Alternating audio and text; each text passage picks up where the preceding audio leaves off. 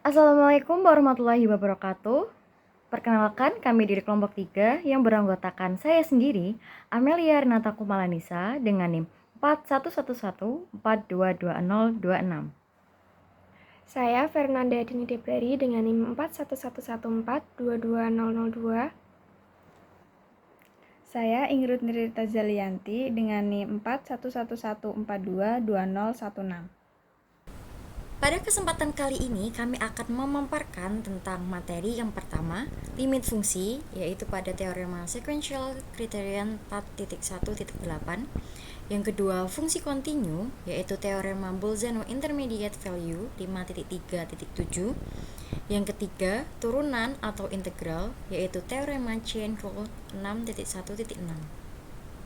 Untuk materi yang pertama, yaitu limit fungsi. Teorema yang diambil yaitu teorema sequential criterion 4.1.8. Teoremanya berbunyi, misalkan f adalah suatu fungsi yang memetakan a ke r dan c merupakan titik klaster dari a, maka pernyataan berikut ekivalen. Pernyataan yang pertama, limit f sama dengan L untuk x mendekati c. Pernyataan yang kedua, untuk setiap barisan xn di A yang konvergen ke C, sedemikian sehingga xn tidak sama dengan C, untuk semua n anggota bilangan asli, barisan fxn konvergen ke L. Karena di sini merupakan pernyataan yang ekivalen, maka pembuktiannya berdasarkan dua arah. Yang pertama, untuk pembuktian pernyataan 1, maka pernyataan 2. Diketahui limit f untuk x mendekati c sama dengan L. Barisan xn di A konvergen ke c, yaitu limit xn sama dengan c dan xn tidak sama dengan c untuk setiap n anggota bilangan asli. Akan dibuktikan bahwa limit fxn sama dengan L. Buktinya, diberikan epsilon lebih dari 0 sebarang, berdasarkan definisi 4.1.4 terdapat delta lebih dari 0, sedemikian sehingga untuk x anggota A, 0 kurang dari nilai mutlak x dikurangi c kurang dari delta, maka nilai mutlak fx dikurangi L kurang dari epsilon. Dengan menggunakan definisi barisan konvergen untuk delta yang dipunyai tersebut untuk memperoleh k delta anggota bilangan asli, sedemikian sehingga n lebih besar dari k delta, maka nilai mutlak dari xn dikurangi c kurang dari delta. Perhatikan bahwa untuk semua xn tersebut diperoleh nilai mutlak fxn dikurangi L kurang dari epsilon. Karena itu, jika n lebih besar dari k delta, maka nilai mutlak fxn dikurangi L kurang dari epsilon. Akibatnya, fxn konvergen ke L. Pembuktian selanjutnya yaitu untuk pernyataan 2, maka pernyataan 1. Diketahui, barisan xn di A konvergen ke C, yaitu limit xn sama dengan C dan xn tidak sama dengan C untuk setiap n anggota bilangan asli. Limit fxn sama dengan L. Akan dibuktikan bahwa limit f untuk x mendekati c sama dengan L. Pembuktian berikut menggunakan pernyataan kontraposisi, yaitu jika pernyataan 1 tidak benar, maka pernyataan 2 juga tidak benar. Jika limit f tidak sama dengan L untuk x mendekati c, maka terdapat suatu v epsilon 0 L, sedemikian sehingga tak masalah apapun V delta C yang diambil. Akan terdapat setidaknya satu X delta di A irisan V delta C dengan X delta tidak sama dengan C. Sedemikian sehingga Fx delta bukan anggota dari V epsilon 0L. Oleh karena itu, untuk setiap n anggota bilangan asli, 1 per n neighborhood dari C memuat suatu bilangan xn, sedemikian sehingga 0 kurang dari nilai mutlak xn dikurangi C kurang dari 1 per n untuk xn anggota A. Tetapi sedemikian sehingga nilai mutlak fxn dikurangi L lebih besar atau sama dengan epsilon. sehingga barisan xn di A irisan C konvergen ke C, tetapi fxn tidak konvergen ke L. Oleh karena itu, jika pernyataan 1 tidak benar, maka pernyataan 2 juga tidak benar. Sehingga di sini dapat disimpulkan bahwa jika pernyataan 2, maka pernyataan 1. Berdasarkan dengan pernyataan 1 maka pernyataan 2 dan pernyataan 2 maka pernyataan 1, maka terbukti pernyataan tersebut ekivalen. Materi yang selanjutnya yaitu adalah fungsi kontinu. Teorema Bolzano Intermediate Value 5.3.7. Misalkan I adalah suatu interval dan misalkan sebuah fungsi f I mendekati ke R kontinu pada I. Jika A, B anggota I dan jika K anggota R memenuhi FA kurang dari K kurang dari FB, maka terdapat sebuah titik C anggota I antara A dan B sehingga FC sama dengan K. Buktinya, yang pertama, jika A kurang dari B, misalkan Gx didefinisikan Fx min K, sehingga Ga sama dengan Fa min K, dan Gb sama dengan Fb min K. Ingat bahwa Fa kurang dari K kurang dari Fb, maka Ga kurang dari 0 kurang dari Gb. Berdasarkan Location of Roots Theorem 5.3.5, dalam Ga kurang dari 0 kurang dari Gb, terdapat titik C dengan A kurang dari C kurang dari B. Sedemikian sehingga 0 sama dengan Gc sama dengan Fc min K. Ingat, karena Gx didefinisikan Fx min K, maka Gc sama dengan Fc min K.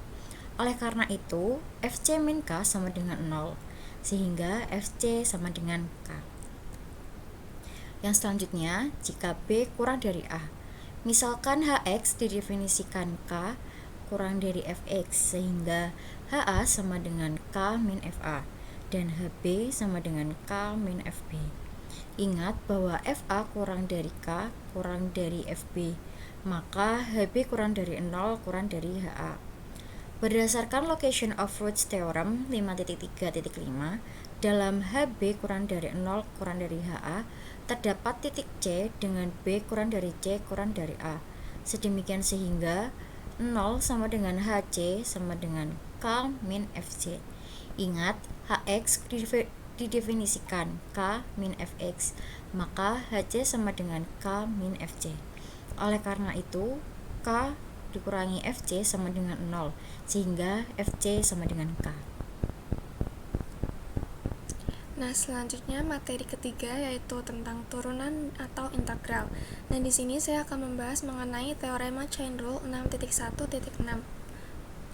Nah, teorema ini berbunyi, misalkan I, J merupakan interval di R, G adalah fungsi yang memetakan dari I ke R, dan F adalah fungsi yang memetakan dari J ke R, sedemikian sehingga Fj subset dari I, dan C di J. Jika F mempunyai turunan di C dan jika G mempunyai turunan di Fc, maka fungsi komposisi G bundaran F mempunyai turunan di C, dan G bundaran F aksen C sama dengan G aksen Fc dikali F aksen C. Nah, untuk pembuktiannya, misalkan F terdefinisi di C dan G terdefinisi di Fc, akan ditunjukkan bahwa F terdiferensial di C dan G bundaran F aksen C sama dengan G aksen Fc dikali F aksen C.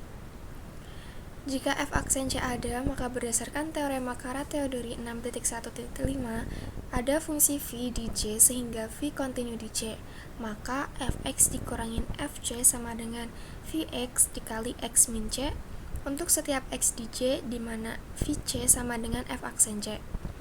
Kemudian jika G aksen Fc ada, berdasarkan teorema Kara-Teodori 6.1.5, ada fungsi mu yang terdefinisi di I sehingga mu kontinu di Fc, maka Gy dikurangin Gfc sama dengan mu y dikali y dikurangin Fc untuk y di I, di mana mu Fc sama dengan G aksen Fc.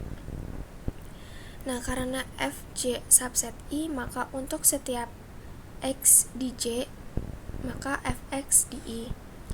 Kemudian kita substitusikan Y sama dengan Fx ke dalam persamaan Gy dikurangin Gfc sama dengan mu Y dikali Y dikurangin Fc.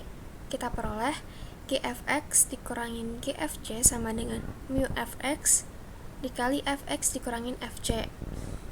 Nah, sehingga kita bisa dapatkan mu bundaran fx dikali vx dikali x min c. Nah, kita sebut persamaan ini adalah sebagai persamaan bintang. Nah, kemudian untuk menjamin fungsi bintang kontinu, maka digunakan sifat kekontinuan fungsi. Karena f terdiferensial di C, maka f kontinu di C. Nah, diketahui mu ini kontinu di Fc berdasarkan sifat kekontinuan fungsi komposisi, maka mu bundaran f kontinu di C. Ini kita sebut sebagai pernyataan 1. Kemudian diketahui v kontinu di C. Ini kita sebut sebagai pernyataan 2. Nah, dari pernyataan 1 dan pernyataan 2 ini kita peroleh bahwa mu bundaran f dikali v itu kontinu di C. Nah, sehingga limit dari mu bundaran f dikali vx untuk x mendekati c, kita dapatkan mu bundaran f dikali vc. Nah, kita selanjutnya mendefinisikan fungsi h adalah fungsi yang memetakan dari j ke r dengan hx sama dengan mu bundaran f dikali vx untuk semua x di j. Nah, ini kita peroleh bahwa h ini kontinu di c dan memenuhi Gfx dikurangin Gfc sama dengan Hx dikali x min c, di mana ini sama dengan G bundaran Fx dikurangin G bundaran Fc sama dengan Hx dikali x min c. Nah, berdasarkan teorema Karat-Theodori 6.1.5 diperoleh bahwa G bundaran F terdiferensial di C dengan G bundaran F aksen C sama dengan Hc, di mana Hc tadi adalah mu bundaran F dikali Vc. Sehingga dari sini kita bisa peroleh bahwa G bundaran F aksen C itu sama dengan G aksen Fc dikali F aksen C. Sehingga kita telah membuktikan pernyataan bahwa G bundaran F terdiferensial di C dengan G bundaran F aksen C sama dengan G aksen Fc dikali F aksen C. Sekian presentasi dari kelompok kami, semoga bermanfaat. Kurang lebihnya kami mohon maaf. Wassalamualaikum warahmatullahi wabarakatuh.